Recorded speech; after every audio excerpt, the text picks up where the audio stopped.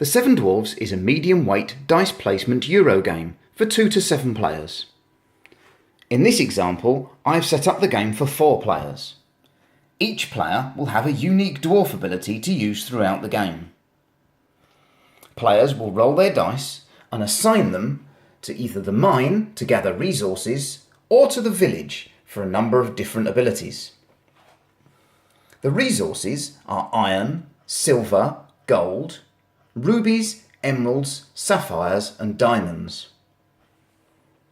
Players will use these resources to smith a number of different artifacts that come in 3 distinct categories. Jewellery items can have set resources they require. This, for example, requires 2 silver and 2 emeralds and scores 7 points. Or it can have an available slot in which any gem can be placed. That gem will score bonus points at the end of the game. Weapon items are always made from iron and have available slots for additional pieces of metal. Again, those pieces of metal will score additional bonus points at the end of the game. Armour items have an element of set collection.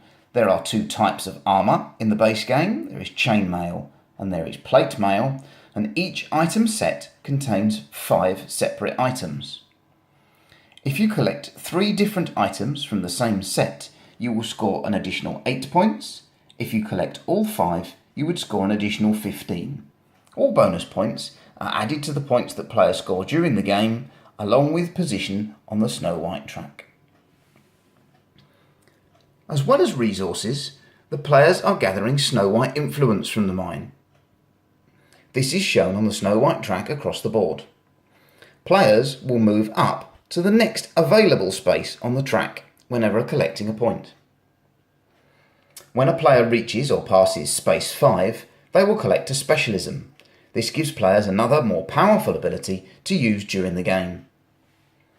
Once a player reaches or passes space 10 on the track, they will collect their 4th dice, giving them extra power for gathering resources.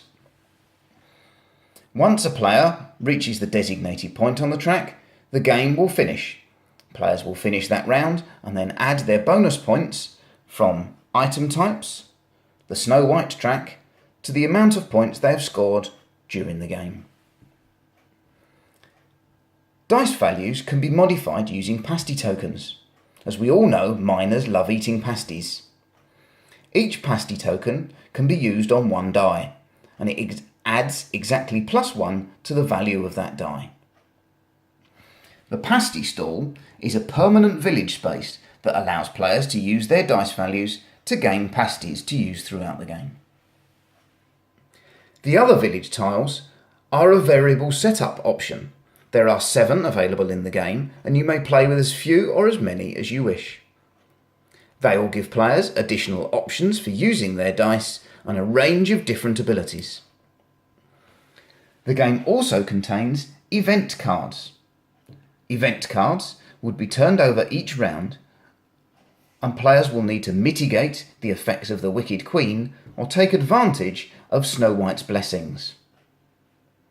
The event cards is also an alternative way to determine when the game will finish.